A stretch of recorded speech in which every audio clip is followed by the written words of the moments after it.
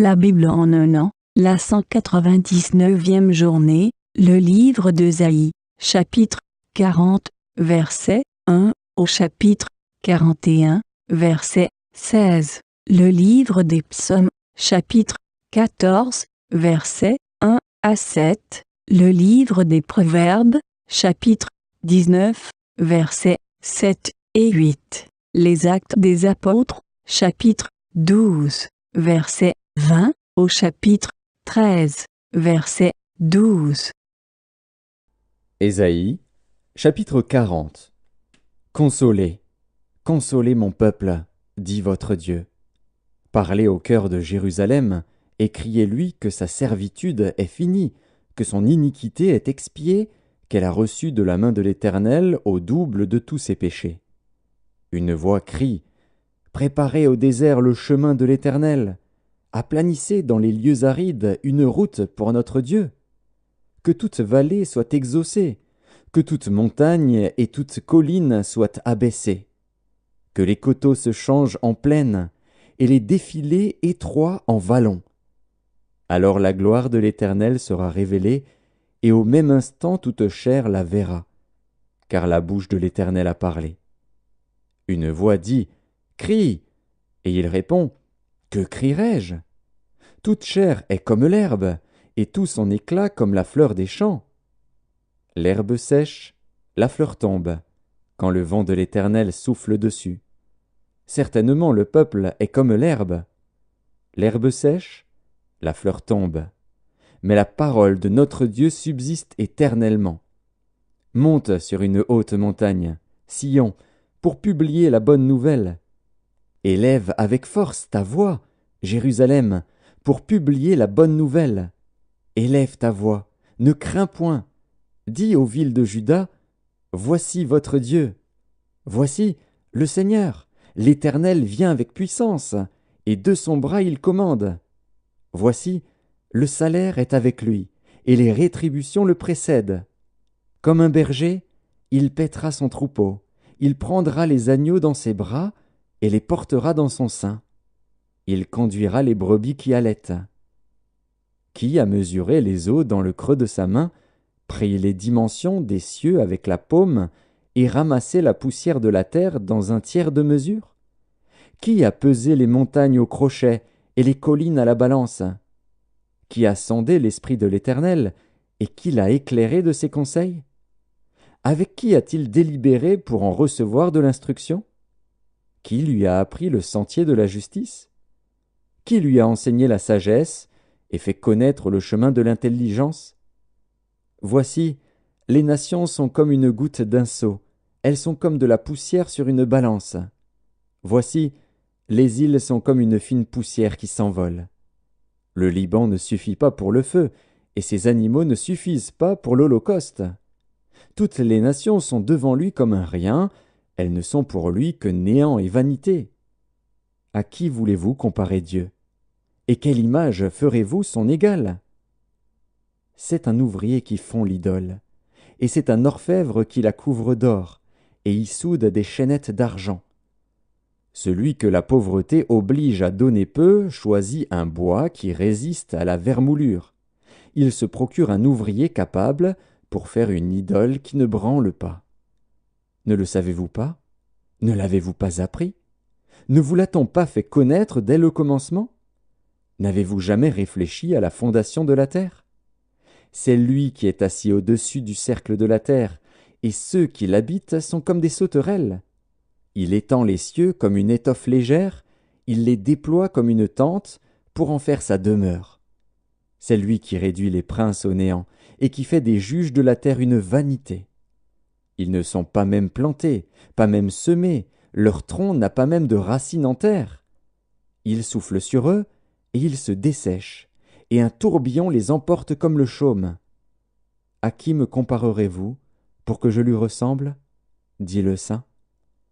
Levez vos yeux en haut, et regardez. Qui a créé ces choses?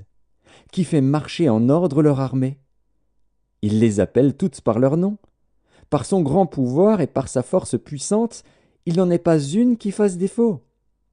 Pourquoi dis-tu, Jacob? Pourquoi dis-tu, Israël, ma destinée est cachée devant l'Éternel, mon droit passe inaperçu devant mon Dieu. Ne le sais-tu pas? Ne l'as-tu pas appris? C'est le Dieu d'éternité, l'Éternel, qui a créé les extrémités de la terre. Il ne se fatigue point, il ne se lasse point. On ne peut sonder son intelligence. Il donne de la force à celui qui est fatigué, et il augmente la vigueur de celui qui tombe en défaillance. Les adolescents se fatiguent et se lassent, et les jeunes hommes chancellent. Mais ceux qui se confient en l'Éternel renouvellent leur force. Ils prennent le vol comme les aigles. Ils courent et ne se lassent point. Ils marchent et ne se fatiguent point. Ésaïe, chapitre 41. Faites silence pour m'écouter. Que les peuples raniment leur force, qu'ils avancent et qu'ils parlent. Approchons pour plaider ensemble. Qui a suscité de l'Orient celui que le salut appelle à sa suite? Qui lui a livré les nations et assujetti des rois? Qui a réduit leur glaive en poussière et leur arc en un chaume qui s'envole? Il s'est mis à leur poursuite. Il a parcouru avec bonheur un chemin que son pied n'avait jamais foulé. Qui a fait et exécuté ces choses? C'est celui qui a appelé les générations dès le commencement. Moi, l'Éternel, le premier et le même jusqu'aux derniers âges. Les îles le voient et sont dans la crainte. Les extrémités de la terre tremblent. Ils s'approchent, ils viennent. Ils cèdent l'un l'autre, et chacun dit à son frère, « Courage !» Le sculpteur encourage le fondeur. Celui qui polit au marteau encourage celui qui frappe sur l'enclume. Il dit de la soudure, « Elle est bonne !» Et il fixe l'idole avec des clous, pour qu'elle ne branle pas. Mais toi, Israël, mon serviteur, Jacob, que j'ai choisi, race d'Abraham que j'ai aimé, toi, que j'ai pris aux extrémités de la terre, et que j'ai appelé d'une contrée lointaine, à qui j'ai dit, « Tu es mon serviteur, je te choisis, et ne te rejette point. » Ne crains rien, car je suis avec toi. Ne promène pas des regards inquiets, car je suis ton Dieu. Je te fortifie, je viens à ton secours. Je te soutiens de ma droite triomphante. Voici, ils seront confondus, ils seront couverts de honte, tous ceux qui sont irrités contre toi. Ils seront réduits à rien, ils périront, ceux qui disputent contre toi. Tu les chercheras et ne les trouveras plus, ceux qui te suscitaient querelle. Ils seront réduits à rien, réduits au néant, ceux qui te faisaient la guerre. Car je suis l'Éternel, ton Dieu, qui fortifie ta droite, qui te dit, ne crains rien, je viens à ton secours. Ne crains rien, vermisseau de Jacob, faible reste d'Israël. Je viens à ton secours, dit l'Éternel, et le Saint d'Israël est ton sauveur. Voici, je fais de toi un traîneau aigu, tout neuf, garni de pointes. Tu écraseras, tu broieras les montagnes, et tu rendras les collines semblables à de la balle. Tu les vanneras, et le vent les emportera, et un tourbillon les dispersera. Mais toi, tu te réjouiras en l'Éternel, tu mettras ta gloire dans le Saint d'Israël. Psaume 14, au chef des chantres de David. L'insensé dit en son cœur, « Il n'y a point de Dieu. » Ils se sont corrompus, ils ont commis des actions abominables, il n'en est aucun qui fasse le bien. L'Éternel du haut des cieux regarde les fils de l'homme, pour voir s'il y a quelqu'un qui soit intelligent, qui cherche Dieu. Tous sont égarés, tous sont pervertis, il n'en est aucun qui fasse le bien, pas même un seul. Tous ceux qui commettent l'iniquité ont-ils perdu le sens? Ils dévorent mon peuple, ils le prennent pour nourriture, ils n'invoquent point l'Éternel. C'est alors qu'ils trembleront d'épouvante, quand Dieu paraîtra au milieu de la race juste, jeter l'opprobre sur l'espérance du malheureux, l'Éternel est son refuge. Oh, qui fera partir de Sion la délivrance d'Israël, quand l'Éternel ramènera les captifs de son peuple? Jacob sera dans l'allégresse, Israël se réjouira. Livre des Proverbes, chapitre 19. Tous les frères du pauvre le haïssent. Combien plus ses amis s'éloignent-ils de lui? Il leur adresse des paroles suppliantes, mais ils disparaissent.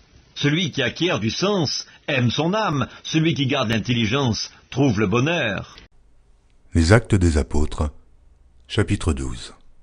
Hérode avait des dispositions hostiles à l'égard des Tyriens et des Sidoniens, mais ils vinrent le trouver d'un commun accord, et, après avoir gagné Blaste, son chambellan, ils sollicitèrent la paix parce que leur pays tirait sa subsistance de celui du roi.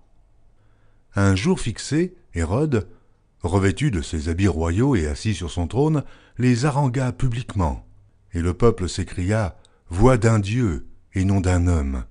Au même instant, un ange du Seigneur le frappa parce qu'il n'avait pas donné gloire à Dieu, et il expira rongé de vers. Cependant, la parole de Dieu se répandait de plus en plus, et le nombre des disciples augmentait.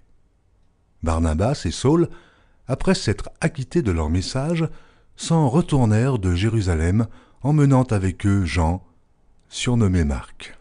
Les Actes des Apôtres, chapitre 13. Il y avait dans l'église d'Antioche des prophètes et des docteurs. Barnabas, Siméon, appelé Niger, Lucius de Cyrène, Manaën, qui avait été élevé avec Hérode le tétrarque, et Saul. Pendant qu'ils servaient le Seigneur dans leur ministère et qu'ils jeûnaient, le Saint-Esprit dit « Mettez-moi à part Barnabas et Saul, pour l'œuvre à laquelle je les ai appelés. » Après avoir jeûné et prié, ils leur imposèrent les mains et les laissèrent partir. Barnabas et Saul, envoyés par le Saint-Esprit, descendirent à Séleucie, et de là, ils s'embarquèrent pour l'île de Chypre. Arrivés à Salamine, ils annoncèrent la parole de Dieu dans les synagogues des Juifs. Ils avaient Jean pour aide. Ayant ensuite traversé toute l'île jusqu'à Paphos, ils trouvèrent un certain magicien, faux prophète juif, nommé Bar-Jésus, qui était avec le proconsul Sergius Paulus, homme intelligent. Ce dernier fit appeler Barnabas et Saul, et manifesta le désir d'entendre la parole de Dieu. Mais Élymas, le magicien, car c'est ce que signifie son nom, leur faisait opposition, cherchant à détourner de la foi le proconsul. Alors Saul, appelé aussi Paul, rempli du Saint-Esprit, fixa les regards sur lui et dit « Homme plein de toute espèce de ruse et de fraude, fils du diable, ennemi de toute justice, ne cesseras-tu point de pervertir les voies droites du Seigneur? Maintenant voici, la main du Seigneur est sur toi, et tu seras aveugle pour un temps, et tu ne verras plus le soleil. » Aussitôt, l'obscurité et les ténèbres tombèrent sur lui, et il cherchait en tâtonnant des personnes pour le guider. Alors le proconsul, voyant ce qui était arrivé, crut, étant frappé de la doctrine du Seigneur.